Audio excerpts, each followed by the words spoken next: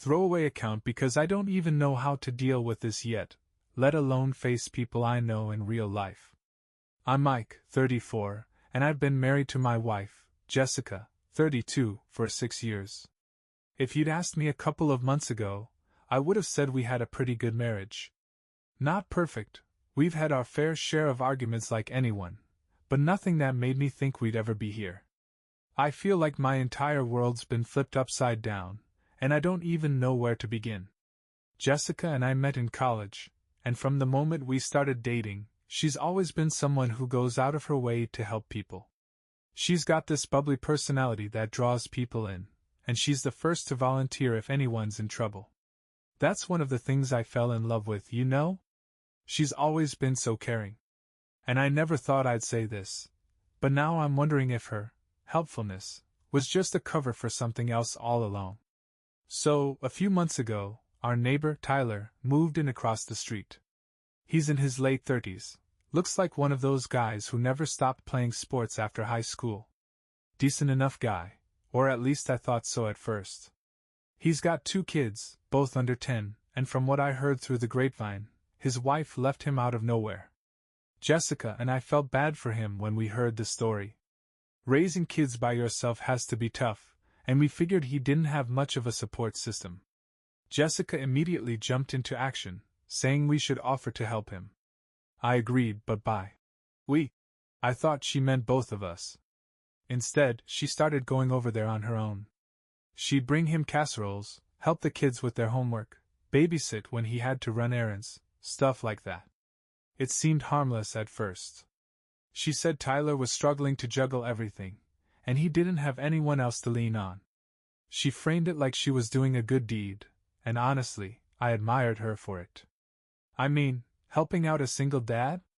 That's classic Jessica, always thinking of others. But then things started to get weird. At first, it was small stuff. She'd spend more time getting ready before heading over there. Instead of throwing on her usual leggings and hoodie, she'd put on makeup and her nicer jeans. When I joked about it, she brushed it off. I don't want to look like a slob, she'd say. The kids don't need to see me looking like a mess. It seemed reasonable enough, so I didn't push it. Then came the late nights. What started as an hour or 2 after work turned into entire evenings. The kids are having a hard time, she'd say, or Tyler just needs someone to talk to. I'd ask her why she couldn't come home earlier, and she'd get defensive. Do you want me to just leave the poor guy hanging? He's going through hell right now, she'd snap, like I was being unreasonable for even questioning her. I wanted to trust her. She's my wife, after all. And yeah, maybe I was being a little paranoid. But then other things started happening. She was on her phone all the time, even late at night, and she'd angle the screen away from me if I walked by. When I asked who she was texting, she'd say it was her sister or a coworker. And then there was the way she started acting around Tyler whenever we saw him together. She'd get this weird energy, like she was nervous but trying to hide it. I tried to brush it off because I didn't want to be that guy, you know?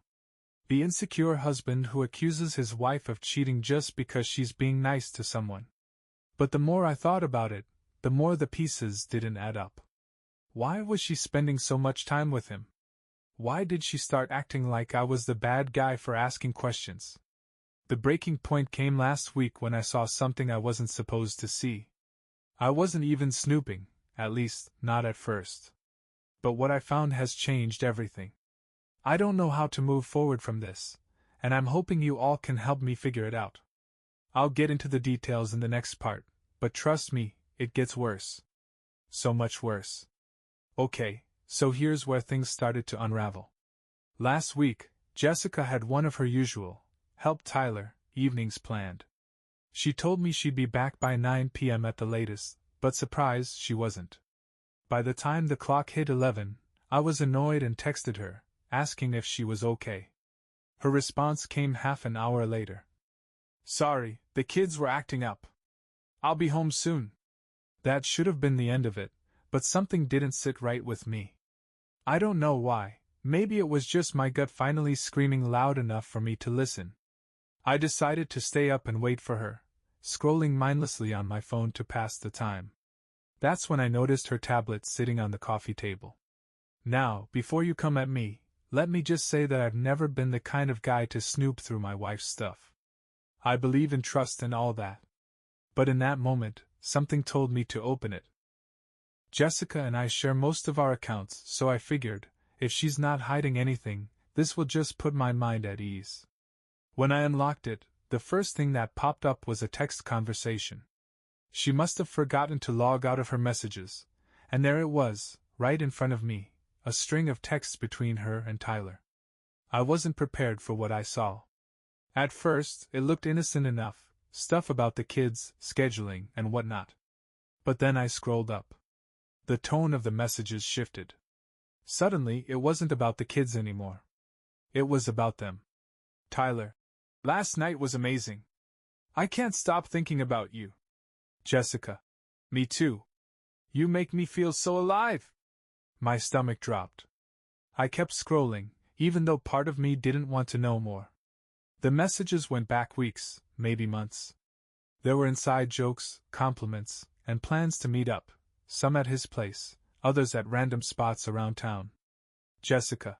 I'll tell Mike I'm running errands. He won't suspect a thing. Tyler. You're too good at this, winky face. I wanted to throw up. My hands were shaking, and my chest felt tight. I couldn't believe what I was reading. She didn't just cheat, she planned it, lied to my face, and made me look like an idiot while I sat at home thinking she was helping a struggling dad. The worst part? There were pictures.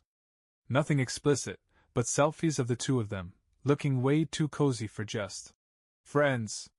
One was of her sitting on his couch with his arm around her. Another showed her kissing his cheek, both of them grinning like teenagers. I couldn't read anymore.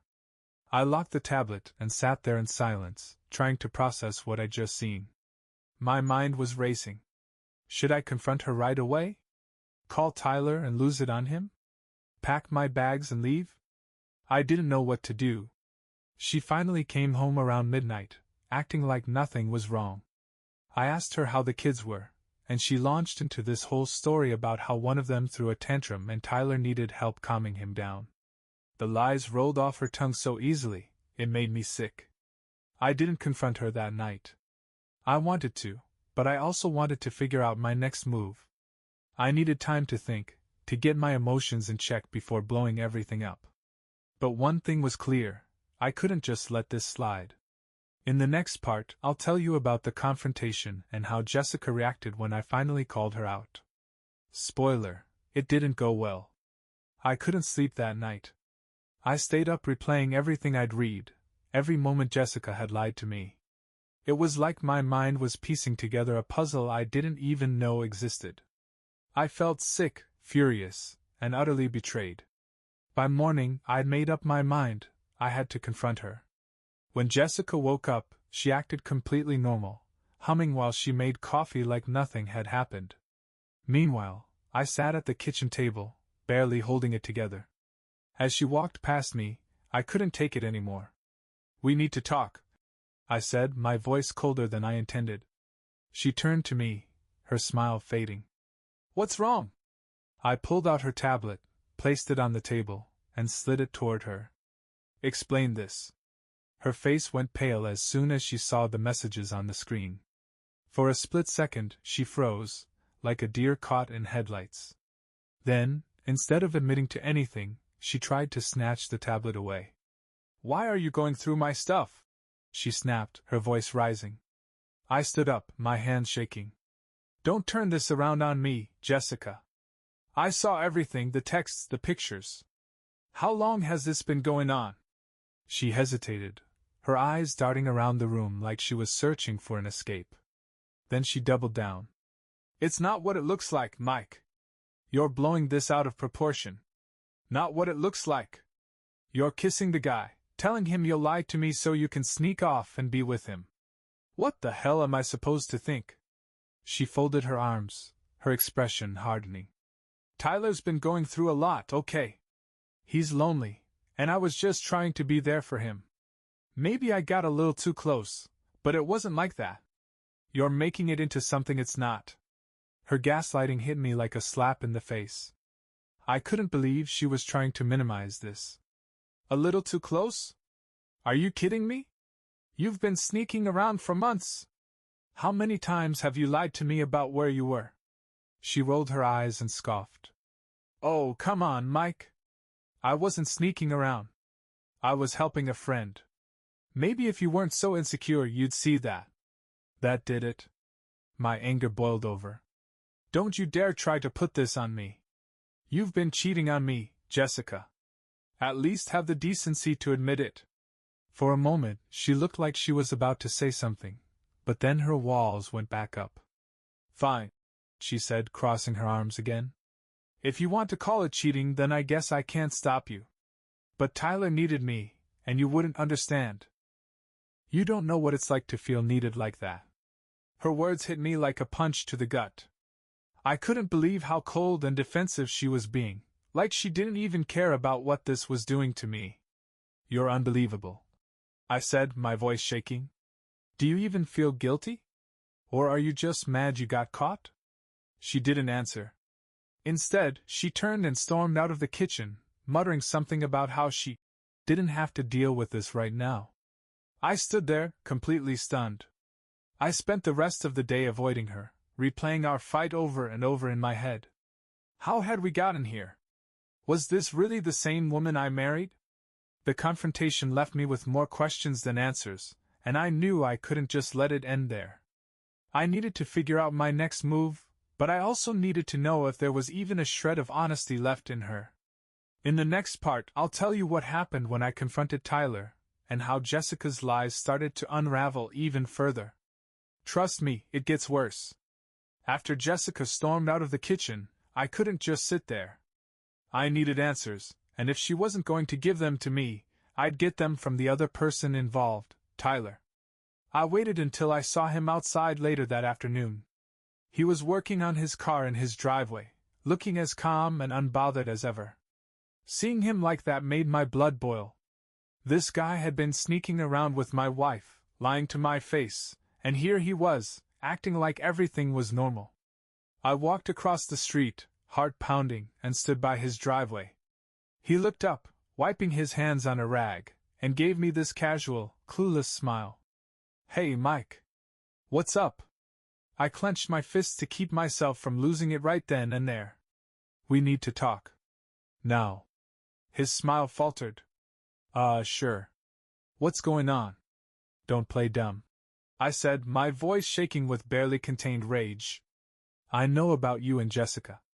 I saw the texts. I know everything. His expression changed instantly. The casual, friendly neighbor act was gone, replaced by this mix of guilt and panic. He looked around, probably checking if anyone else was watching, then motioned for me to step inside his garage. Look, man, I don't want any trouble. He started, his voice low. Trouble? I snapped. You've been sleeping with my wife, and you think I care about making trouble for you? He held up his hands defensively. It's not what you think, okay? That line again. I laughed bitterly. Oh, really? So you didn't text her about how amazing last night was? You didn't plan to sneak around behind my back? He hesitated, clearly struggling to come up with an excuse. Finally, he sighed and rubbed the back of his neck.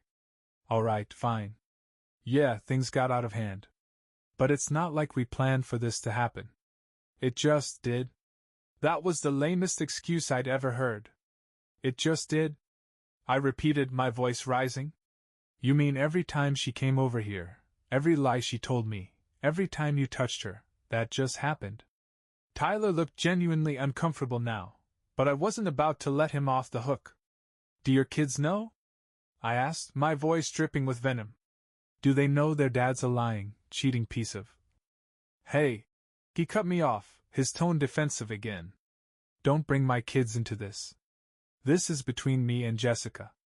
No, I shot back. It's between you and me.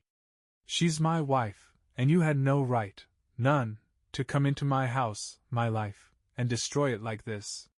He didn't say anything for a long moment, just stared at the ground. Then, finally, he muttered, "I'm sorry, man. I didn't mean for this to happen." It was the emptiest apology I'd ever heard.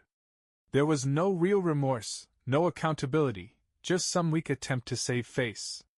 I stepped closer, pointing a finger at him. "You're going to stay away from her.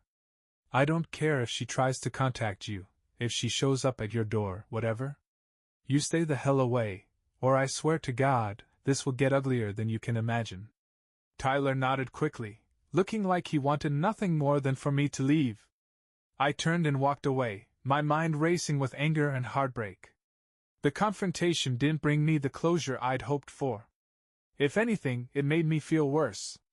Tyler's nonchalant attitude, Jessica's lies, it all just confirmed how deeply I'd been betrayed. When I got back home, Jessica was in the living room, scrolling on her phone like nothing had happened. I didn't even bother speaking to her. I went straight to the bedroom and closed the door, trying to figure out what the hell I was going to do next. In the next part, I'll talk about the fallout after this confrontation, what happened when Jessica realized I'd talked to Tyler, and how things escalated from there. It's a mess. The confrontation with Tyler left me angrier and more hurt than ever, but I wasn't done yet. I knew I couldn't avoid Jessica forever, especially after confronting the guy she'd been sneaking around with. I needed answers from her, and I needed to figure out if there was even anything left worth salvaging. When I came out of the bedroom later that evening, Jessica was still in the living room, scrolling on her phone. She glanced up at me, her expression a mix of irritation and something else. Guilt, maybe? It was hard to tell. "We need to talk," I said, sitting down across from her. She rolled her eyes but set her phone aside. "What now, Mike? Haven't we already been through this?" I clenched my jaw, trying to keep my cool. "I talked to Tyler." That got her attention. Her eyes widened, and for a split second, she looked genuinely panicked. "What do you mean, you talked to Tyler?" "I mean, I went over there, and we had a little chat about everything. About you. About the texts. About last night." Her face flushed, and she immediately went on the defensive. "You had no right to do that. This is between us, not him." "Oh, so now it's between us?" I snapped. "You didn't seem to care about that when you were sneaking around behind my back with him." Jessica stood up, crossing her arms. "I can't believe you're blowing this up like this. I already told you, it wasn't some big affair. Tyler was going through a hard time, man. Don't—" I cut her off, my voice rising. "Don't give me that hard time crap again. This wasn't about his kids or his divorce or whatever excuse you've been feeding me. You were cheating, Jessica. Own it." She hesitated, her eyes darting around like she was searching for a way out of the conversation. "Fine," she finally said, her voice cold. "If you want me to say it, then fine. I made a mistake. Is that what you want to hear? That I'm not perfect? That I screwed up?" I stared at her, stunned by how unapologetic she sounded. "A mistake?" I repeated. "You've been lying to me for months. This wasn't some one-time thing, Jessica. You had a full-blown affair, and you didn't even have the decency to admit it when I confronted you." She threw up her hands. "What do you want from me, Mike? Do you want me to grovel? To beg for forgiveness? Because I'm not going to do that.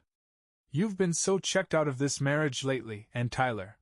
She stopped herself, but it was too late. "Go on," I said, my voice dangerously calm. "Say it." "Tyler what?" She sighed, her expression softening just enough to twist the knife deeper. "He made me feel appreciated, okay? Like I mattered. And maybe I shouldn't have let it go as far as it did, but at least he noticed me. Do you even realize how distant you've been?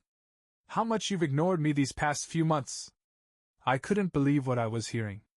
"So this is my fault now? You cheated on me because I didn't pay enough attention to you? Do you even hear yourself?" She didn't answer, just stood there with her arms crossed, her expression defiant. I shook my head, feeling the weight of everything crash down on me. "You know what, Jessica? I can't do this right now. I need some space."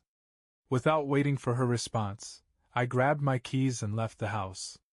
I drove aimlessly for hours, my mind racing with anger, heartbreak, and confusion.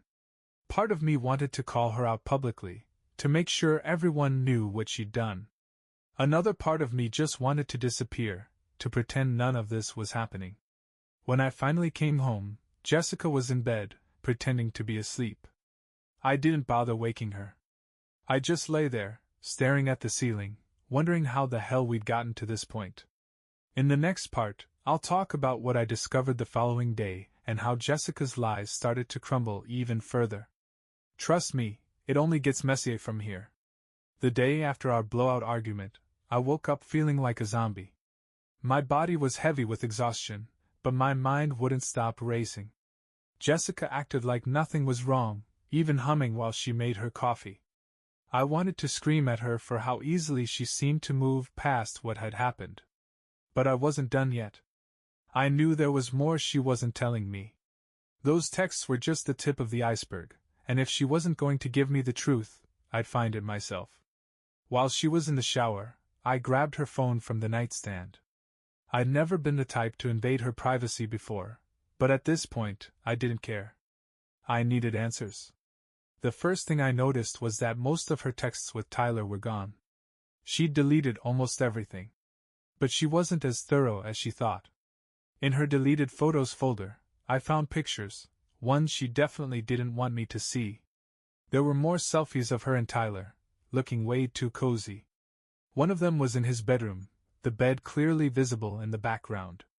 Another was of her wearing a dress I'd never seen before, posing in front of a mirror. The timestamp? A night she told me she was at a work event. Then, there were screenshots of messages she hadn't deleted yet.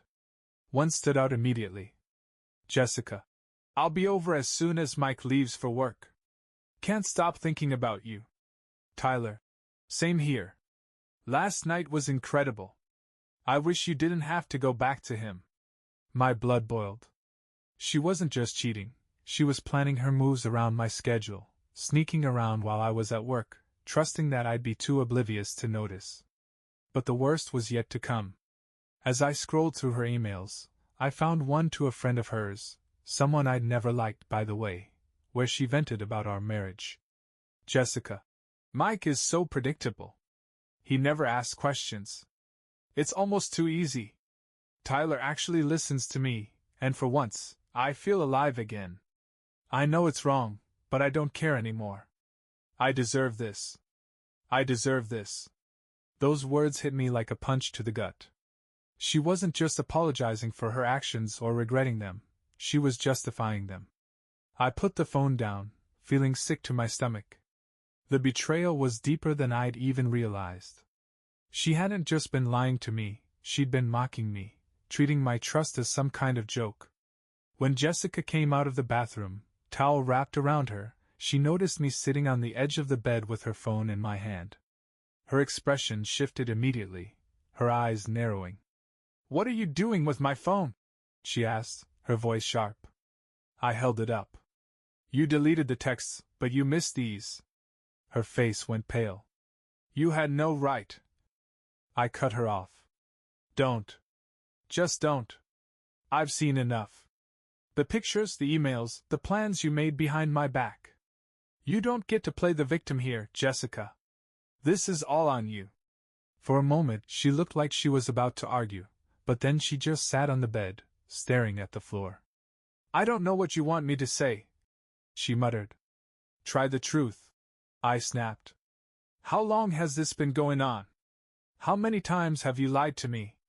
How many nights did you spend with him while I was sitting here like an idiot, thinking you were just being a good person?" She didn't answer. The silence stretched between us, heavy and suffocating. Finally, she whispered, "I don't know. It just happened." I laughed bitterly. "You keep saying that, but affairs don't just happen, Jessica. You made a choice, 100 choices, to betray me." She didn't argue. She didn't cry. She just sat there, emotionless, as if she'd already checked out of the marriage entirely. That's when it hit me, she wasn't sorry.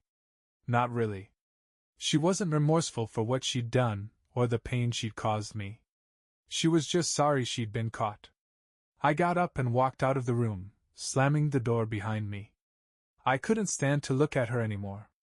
In the next part, I'll talk about the next steps I took, including a bombshell revelation that made me realize just how deep her lies went. This story isn't over yet, it gets even worse. After my argument with Jessica, I needed air. I grabbed my keys and drove to a nearby park, trying to process everything. My mind was spinning with anger, betrayal, and heartbreak. No matter how hard I tried to wrap my head around it, I couldn't understand how she could do this to me. I sat on a bench, staring out at nothing, when a thought hit me like a ton of bricks.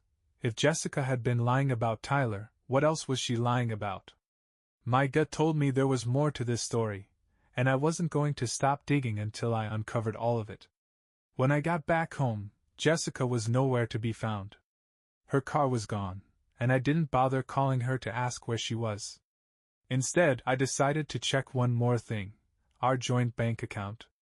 I logged in, not really sure what I was looking for, but it didn't take long to find something suspicious. There were multiple charges from the past few months that didn't make sense. A fancy restaurant downtown we'd never gone to together. A hotel charge for a night I distinctly remembered her saying she was at a late work meeting. Several purchases from a lingerie store, items I'd never seen her wear. My stomach churned. She'd used our money to fund her affair. She wasn't just lying to me emotionally, she was financially disrespecting me, too. But then, I noticed something even stranger. There was a recurring payment to a daycare service, one that neither of us had any reason to use. We don't have kids, and as far as I knew, Tyler didn't either since he stayed home to take care of his own. Why was Jessica paying for daycare? I started connecting the dots, but the picture that was forming didn't make sense. I decided to go straight to the source. I called the daycare and, pretending to be Jessica, asked about the payments. What they told me floored me. The woman on the other end said, "Oh yes, Mrs. Peterson, you've been a regular client for a while now. Would you like to confirm the next scheduled pickup for Tyler's kids?" Tyler's kids. She'd been paying for their daycare, using our joint account, without ever telling me. I hung up and sat there stunned. This wasn't just about sneaking around with Tyler anymore. She had fully integrated herself into his life, financially and emotionally, while cutting me out. It was like she was living a double life, one where I was the clueless husband funding her secret relationship. When Jessica finally came home later that night, I was waiting for her. She walked in the door, her usual defensive energy radiating off her. "Where were you?" I asked, my tone icy. "Out," she said curtly, dropping her bag by the door. "I needed some space after this morning." "Space to see Tyler?" I shot back. Her head snapped up, and for the first time, she looked genuinely scared. "What are you talking about?" I held up my phone. "The bank statements, Jessica. The restaurant, the hotel, the lingerie, and the daycare payments. Want to explain why you've been paying for Tyler's kids without telling me?" Her face went pale, and she stumbled over her words. I was just trying to help him out. He's been struggling, and I thought." "You thought what?" I interrupted, standing up. "That it was okay to use our money to play house with another man? To fund your little fantasy life with him, while I sat here clueless?" Tears welled up in her eyes, but I wasn't buying it. "Mike, it's not what you think." "Stop saying that!" I yelled. "It's exactly what I think. You've been lying to me for months, Jessica. And now you're using my money to support the guy you're cheating on me with? Are you even listening to yourself?" She started crying, but it felt performative, like she was trying to manipulate me. "I was just trying to help, Mike. You don't understand. Tyler's been going through so much, and I felt bad for him. I didn't think it would get this out of hand." I couldn't believe what I was hearing. "Get out of hand? You've been paying his bills, lying to me, sneaking around behind my back, and you think this is just a little out of hand? Are you even sorry, or are you just upset that I caught you?" She didn't answer, just stood there sobbing into her hands. I didn't feel sympathy anymore. I felt disgust. In the next part, I'll tell you how I finally started taking steps to protect myself, both financially and emotionally. If you thought things were messy now, just wait. It's about to get even worse. After confronting Jessica about the daycare payments, I realized I couldn't sit back and let her lies and betrayal destroy what was left of my life. It was clear she wasn't going to take responsibility for her actions, and I couldn't trust her anymore, not with my emotions, not with my money, and definitely not with my future. That night, while Jessica sulked in the bedroom, probably texting Tyler or her toxic friend, I stayed in the living room, making a plan. The first step was protecting myself financially. If she was capable of using our joint account to fund her affair, what else could she do? The next morning, before she even woke up, I called the bank and opened a separate account in my name only. I transferred most of the money from our joint account into it, not all of it, because I didn't want her to immediately notice and start causing drama, but enough to make sure she couldn't drain it. I also changed the passwords on my personal accounts and credit cards. Then I contacted a lawyer. This was probably the hardest step for me because it made everything feel real.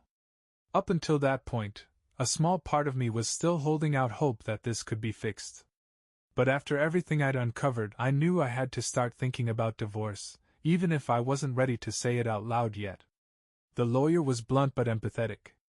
They told me to gather as much evidence as possible, screenshots of texts and emails, bank statements, photos, anything that showed her infidelity and financial misuse. They also advised me to keep things civil for now, to avoid escalating the situation until I was ready to make a move. By the time Jessica woke up, I already had a game plan. She came into the kitchen, looking tired and still puffy-eyed from crying the night before. She tried to act normal, like we could just move past everything if she ignored it long enough. "Morning," she said softly, pouring herself a cup of coffee. I didn't respond.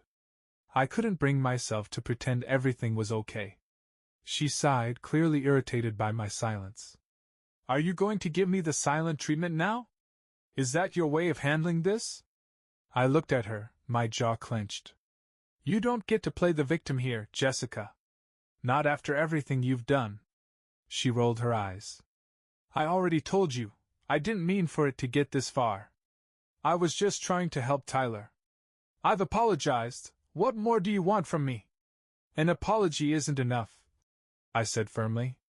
"You betrayed me, lied to me, and used our money to fund your affair. Do you even understand how much damage you've done? Or are you too busy feeling sorry for yourself to care?" Her face hardened. I said I was sorry. "What do you want me to do, Mike? Grovel? Beg? What's done is done." That was the moment I realized there was no fixing this. She wasn't sorry, not really. She was just sorry she got caught. I didn't argue with her anymore. I'd made my decision. From that point on, I focused on protecting myself and getting out of this mess as cleanly as possible. Over the next few days, I started quietly collecting evidence. I took screenshots of the texts and emails I'd found, saved copies of the bank statements showing the daycare payments, and even snapped pictures of the lingerie receipts. I also kept a record of her late-night outings and any suspicious behavior. Jessica seemed oblivious to what I was doing. She probably thought I was just sulking or trying to process everything. Meanwhile, I was preparing for the inevitable fallout. In the next part, I'll tell you about the turning point that forced me to finally confront the reality of ending our marriage, and how Jessica reacted when she realized I wasn't going to let her walk all over me anymore. Spoiler, she didn't take it well. A few days after I'd started protecting myself, Jessica's behavior shifted. She stopped trying to justify herself and started acting annoyed, like my refusal to just move on was inconveniencing her. Every conversation turned into her playing the victim, accusing me of dragging this out, or making things worse than they needed to be. She even tried to guilt-trip me, saying things like, "If you cared about this marriage at all, you'd try to work through this instead of punishing me." It was infuriating. She'd burned everything to the ground, and now she was trying to act like I was the problem for not just sweeping it under the rug. Then came the breaking point. It was a Thursday evening. I came home from work to find Jessica sitting in the living room with a suitcase by her side. For a split second, I thought she was leaving, but her expression told a different story. "I need to talk to you," she said, her tone icy. "Go ahead," I said, leaning against the doorframe. She crossed her arms. "I've been thinking, and I don't think we can move forward unless you meet me halfway. I've already apologized, and I've told Tyler to back off. But you're still holding this over my head like I'm some kind of monster. It's not fair." I laughed bitterly. "Not fair? You think it's unfair that I'm upset about you cheating on me, lying to me, and using our money to fund your affair? You've got some nerve, Jessica." She rolled her eyes. "I knew you'd react like this. This is why I feel like there's no point in even trying with you. You're so stubborn, Mike. So unwilling to let go of the past." "The past?" I said, my voice rising. "Jessica, this isn't the past. This is right now. You blew up our marriage, and now you're mad at me for not just pretending it didn't happen?" She sighed dramatically and picked up her phone. "Fine.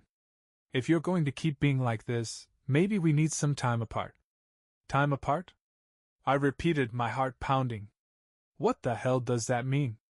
"It means I'm going to stay at Tyler's for a while," she said, like it was the most normal thing in the world. I stared at her, stunned. "You've got to be kidding me. What's the big deal?" she snapped. "He has extra space, and the kids already know me. It's better than staying here and dealing with your constant judgment." I couldn't believe what I was hearing. She wasn't just doubling down on her betrayal, she was actively choosing Tyler over me, right in front of my face. "That's it," I said, my voice shaking with anger. "You're done, Jessica. We're done. If you walk out that door to be with him, don't bother coming back. I'm filing for divorce." Her eyes widened for a moment, but then she scoffed. "Fine. Do what you want, Mike. I'm tired of this." She grabbed her suitcase, walked out the door, and drove off without another word. As I stood there, watching her car disappear down the street, a strange mix of emotions washed over me. Anger, sadness, relief, it was all there, swirling together in a way that left me feeling numb. In that moment I realized I'd been holding on to a version of Jessica that no longer existed, or maybe never had. The woman I thought I married wouldn't have done this to me. She wouldn't have chosen another man, another life, over the one we'd built together. That night I sat down and wrote a list of everything I needed to do next. Finalized the evidence I'd collected for the lawyer. Change the locks on the house. Start preparing for life without Jessica. In the next part, I'll talk about the aftermath of Jessica leaving, how I started picking up the pieces, and what happened when Tyler got involved again. Spoiler, he didn't stay quiet for long. The day after Jessica left was surreal. The house was eerily quiet, and for the first time in years, it felt like I could finally breathe. The weight of her lies and manipulation had been suffocating me for so long that I hadn't even realized how heavy it was until she was gone. I spent that day putting my plan into action. First, I changed the locks. It felt petty at first, but the thought of her waltzing back in whenever she felt like it, especially with Tyler in tow, made my blood boil. This was my house, and I wasn't going to let her use it as a revolving door for her double life. Next, I went through every shared account we had, utilities, streaming services, even our grocery delivery app, and removed her name. It wasn't about revenge. It was about reclaiming control over my life. If she wanted to live with Tyler and play house with his kids, she could do it without me footing the bill. The hardest part was calling my lawyer. Up until that point, the idea of divorce had felt theoretical, like something I was preparing for but wasn't ready to commit to yet. But now, there was no turning back. I sent them all the evidence I'd gathered, the texts, the bank statements, the pictures, and scheduled a meeting to discuss the next steps.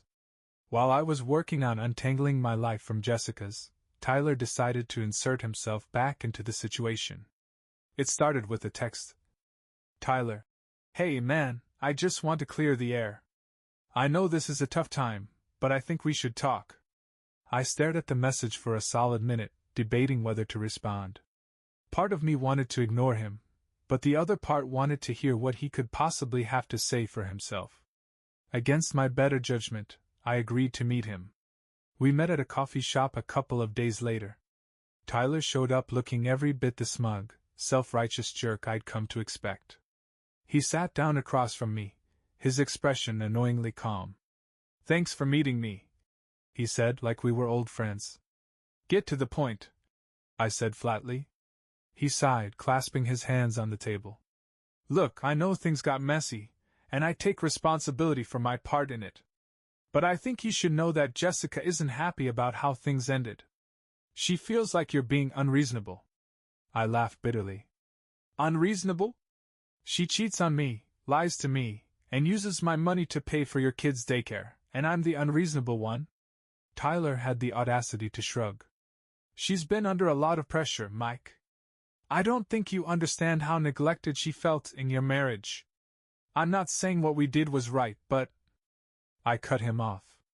"You're not saying it was right? Then what are you saying, Tyler? That you're the hero in this story? That you were doing her a favor by destroying my marriage?" He looked taken aback, like he hadn't expected me to be so direct. "I'm just saying it wasn't all black and white. Relationships are complicated." "Save it," I said, standing up. "You're not a hero, Tyler. You're a coward who preyed on a married woman because you couldn't handle your own mess. Don't contact me again." I walked out, leaving him sitting there with whatever justification he'd cooked up for his actions. That night, I blocked both Tyler and Jessica on everything: texts, social media, even email. I was done letting them invade my life. In the next part, I'll talk about what happened when Jessica realized I wasn't going to let her come crawling back and how I finally started finding some peace in the aftermath of all this chaos. Spoiler: her reaction was as dramatic as you'd expect. After I blocked Jessica and Tyler, I expected some sort of fallout. I didn't expect Jessica to go full drama queen mode, but that's exactly what happened. It started with her showing up at the house unannounced, pounding on the door like a madwoman. It was a Saturday afternoon, and I was in the middle of cleaning out the closet, partly to get rid of Jessica's stuff, partly as a form of catharsis. The sound of her banging on the door startled me. "Mike! Open the door!" she yelled. I ignored her at first, hoping she'd get the hint and leave, but she didn't. The banging continued, louder and more frantic. "Mike, I know you're in there. You can't just block me and expect me to go away." Finally, I opened the door, but only enough to stand in the doorway. "What do you want, Jessica?" Her face was a mix of anger and desperation. "You blocked me? Seriously? How old are you, Mike?" "I blocked you because I'm done, Jessica. You don't get to cheat on me, destroy our marriage, and then act like we can just talk it out." She huffed, crossing her arms. "I wasn't trying to talk it out. I was trying to explain. You didn't even give me a chance to." "I gave you plenty of chances," I interrupted. "Every time you lied to me, every time you snuck off to be with Tyler, I gave you the benefit of the doubt. And you threw it in my face." Her eyes narrowed. "So that's it?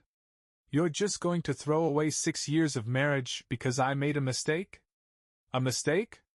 I said, my voice rising. "Jessica, this wasn't a mistake. It was a series of deliberate choices. You didn't trip and fall into his bed. You planned it, you lied about it, and you used my money to make it happen." She stepped closer, lowering her voice. "I didn't want it to end like this, Mike. I never wanted to hurt you. But Tyler, he made me feel something I haven't felt in years." I stared at her, incredulous. "You mean he made you feel good about yourself because he doesn't know the real you? He doesn't know how selfish and manipulative you are. But now he will. You can stay with him and let him figure out what a mistake he made." Her face twisted with anger. "You're such a hypocrite. You're acting like you were some perfect husband. You were emotionally checked out for months, Mike. Don't act like this is all my fault." That was the final straw. "You know what, Jessica? Believe whatever you want. But I'm done. I've already talked to a lawyer, and I'm filing for divorce. You can take your excuses and your sob story and tell them to Tyler. I don't care anymore. She stared at me, stunned. You're serious? Dead serious, I said, stepping back and closing the door. For a few minutes she stood outside, banging on the door and shouting, but I didn't open it again. Eventually, she gave up and left. That night, I felt a strange sense of relief. It was painful to face the end of my marriage, but it was also liberating. For the first time in months, I felt like I was taking control of my life again. In the next part, I'll talk about how I started rebuilding my life after Jessica's departure and the unexpected messages I received from people in our social circle who had no idea what had been going on. Let's just say Jessica's version of the story was creative. After Jessica's meltdown at my door, I finally felt like I could start moving forward. It wasn't easy. There were moments when the silence of the house felt unbearable, like it was mocking me, but I was determined to rebuild my life without her. The first step was focusing on myself. I started going to the gym again, something I'd let slide during the chaos of the last few months. It became an outlet for all the anger and frustration I'd been bottling up. I also reached out to a therapist because, as much as I wanted to act like I was fine, I knew I needed help processing everything. While I was working on myself, Jessica was apparently working overtime on damage control. It started with random messages from mutual friends, most of them prefaced with, "I don't want to take sides, but..." Jessica had been spreading her version of events, and to no one's surprise, it painted her in the best possible light. According to her, the affair was my fault because I'd been distant and inattentive, leaving her no choice but to seek comfort elsewhere. She conveniently left out the parts about the daycare payments, the lies, and the months of sneaking around. One friend, Sarah, even had the nerve to text me, saying, "I think you should talk to Jessica. She's really hurting, and it sounds like there were issues on both sides." I couldn't help but laugh bitterly at that. Issues on both sides was a nice way of saying she cheated, lied, and used me, but sure, let's split the blame. I decided not to engage. I wasn't going to stoop to Jessica's level by airing our dirty laundry to everyone we knew. Instead, I focused on the people who genuinely cared about me and supported me without trying to play mediator.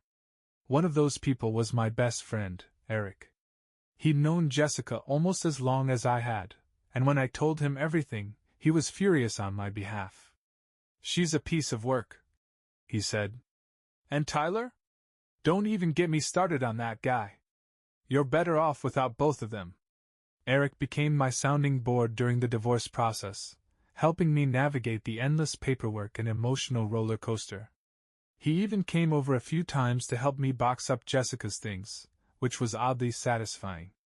But just when I thought I'd heard the last of Jessica, she found a new way to insert herself into my life.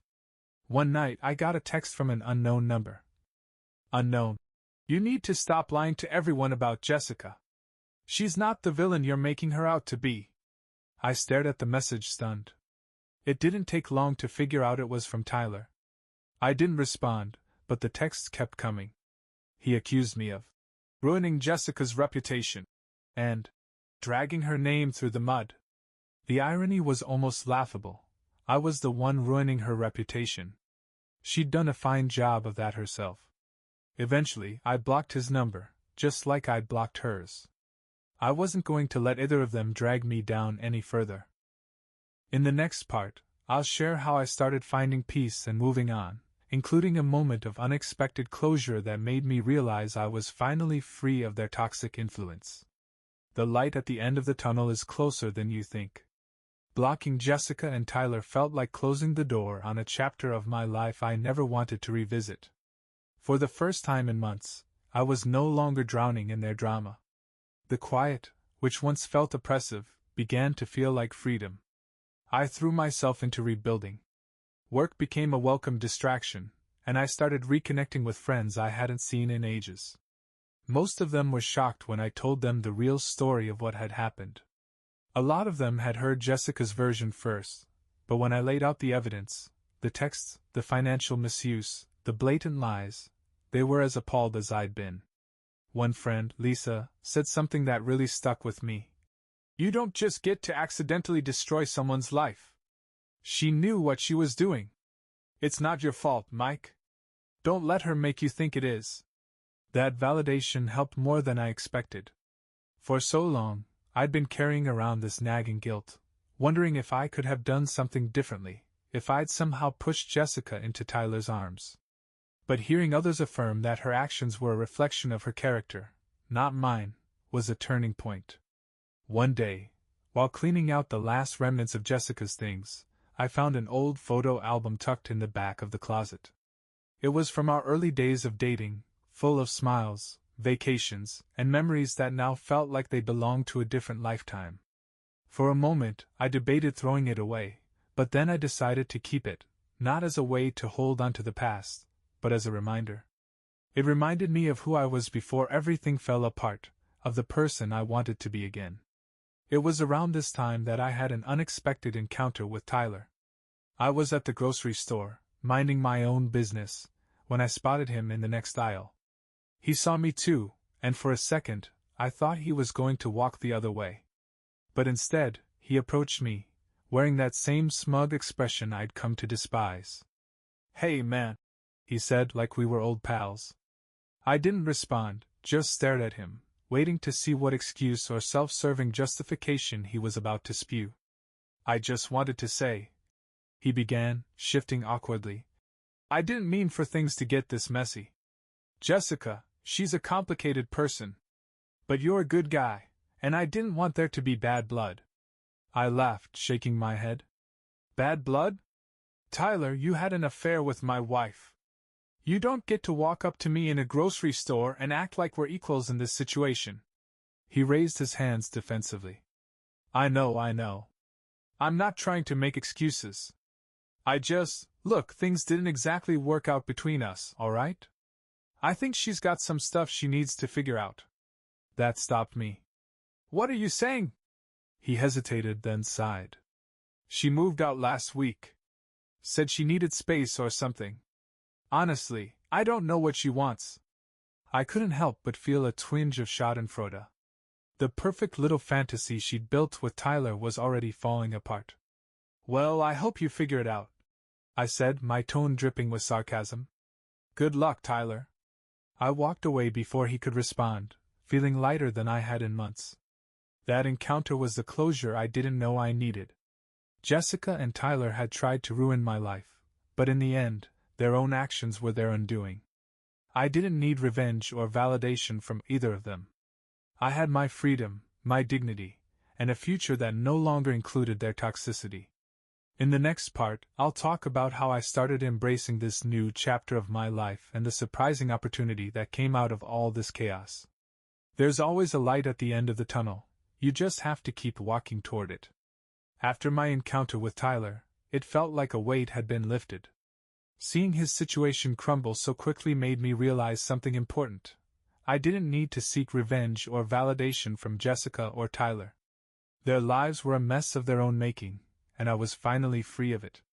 With that clarity, I began focusing on rebuilding, not just my life, but my sense of self. The last few years with Jessica had worn me down in ways I hadn't fully realized. Her constant need for attention, her manipulative tendencies, and the betrayal had left scars, but I was determined to heal. One of the biggest changes I made was stepping out of my comfort zone. I started saying yes to opportunities one would have previously ignored. For example, my coworker Eric, different Eric than my best friend, had been trying to get me to join his weekly hiking group for months. I always declined, preferring to stay home and relax on weekends, but now, with so much free time and a need to reconnect with the world, I decided to give it a shot. That first hike was brutal. I was out of shape, and the trail felt never-ending. But there was something therapeutic about being out in nature, surrounded by people who weren't connected to the chaos of my personal life. The group turned out to be a mix of coworkers and their friends, and by the end of the day, I'd made a few new connections, including a woman named Rachel. Rachel was different from Jessica in every way. She was grounded, funny, and had this no-nonsense attitude that I immediately admired. We started chatting more during the hikes, and before I knew it, we were grabbing coffee after work and texting each other throughout the day. It wasn't a rebound or an attempt to fill the void Jessica had left. It was just easy. For the first time in a long time, I felt like I could be myself without walking on eggshells. Meanwhile, I was making progress on the legal front. My lawyer informed me that Jessica had been surprisingly cooperative during the initial stages of the divorce. I suspected it was because she knew she didn't have much ground to stand on, given the evidence I'd gathered. By the time the papers were finalized, I felt a mix of emotions: relief, sadness, and a strange sense of closure. This chapter of my life was officially over, and while it hadn't ended the way I'd imagined, I was proud of myself for how I'd handled it. One surprising silver lining came from my boss. When I explained some of what I'd been going through, leaving out the gory details, of course, he offered me a promotion that came with a transfer to another office in a different city. At first, I wasn't sure if I wanted to leave, but the more I thought about it, the more it felt like the right move. A fresh start in a new place, away from all the memories tied to Jessica and Tyler, was exactly what I needed. Rachel was supportive of the decision, even though it meant we wouldn't see each other as often. She encouraged me to take the leap, and we agreed to stay in touch. Packing up the house and moving was bittersweet. As I loaded the last box into the moving truck, I took one final look at the place where so much had happened. It wasn't just a house, it was a symbol of everything I'd been through and everything I was leaving behind. In the next part, I'll reflect on the lessons I learned from this experience, and share some advice for anyone going through something similar. If there's one thing I've learned, it's that even the worst betrayals can lead to something better if you let them. Moving to a new city felt like hitting the reset button on my life. The fresh air, new surroundings, and the lack of memories tied to Jessica and Tyler made it easier to breathe, easier to think. I didn't realize how much their betrayal had been weighing me down until I was finally free of it. The first few weeks in the new city were all about adjustment. Setting up my new place, getting used to the new office, and exploring the area kept me busy. I stayed in touch with Rachel, and though we were now long distance, our connection remained strong. She was a reminder that not everyone is out to hurt you, that good people do exist. With time and space, I was able to reflect on everything that had happened. Jessica's betrayal had been devastating, but it also taught me some important lessons about myself and relationships in general. 1. Trust your instincts. Looking back, there were so many signs that Jessica was hiding something. The late nights, the defensiveness, the over-the-top justifications, they were all red flags I ignored because I wanted to believe the best in her. I've learned to listen to my gut and pay attention when something feels off. 2. Communication matters. I'll admit, our marriage wasn't perfect. There were moments when I could have been more attentive or communicative, but none of that justified what Jessica did. Still, it's a reminder to prioritize open and honest communication in any future relationship.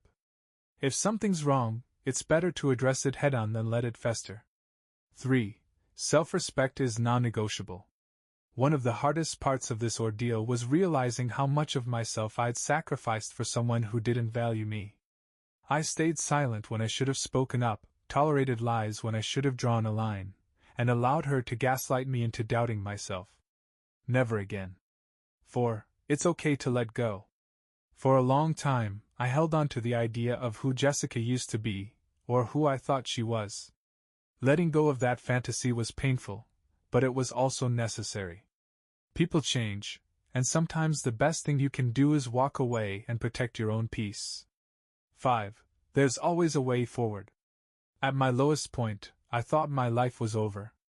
I couldn't see past the pain and betrayal. But here I am, months later, in a new city with a new perspective and a sense of hope I didn't think I'd ever feel again. If you're reading this and going through something similar, my advice is simple: take it one day at a time. Focus on yourself, lean on the people who truly care about you, and don't be afraid to seek help if you need it. The pain won't last forever, and one day, you'll look back and realize how strong you've become. As for Jessica and Tyler, I don't know where they are or what they're doing, and I don't care. Their choices brought them together, but they also tore them apart.